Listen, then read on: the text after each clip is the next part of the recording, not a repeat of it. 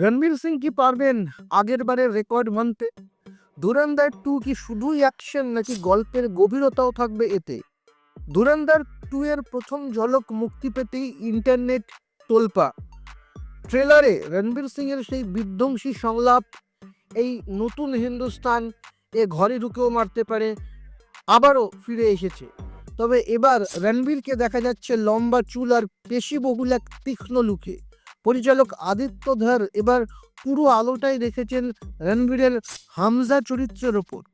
প্রথম পার্টে রণবীরকে কম দেখানো নিয়ে দর্শকদের যে আক্ষেপ ছিল, এবার বোধহয় তা সুদে আসলে মিটে যাবে।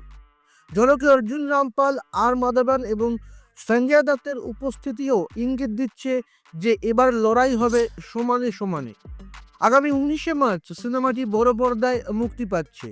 হামজা বনাম আইএসআই প্রধান, এই লড়াই দেখার জন্য আপনারা কতটা উত্তেজিত?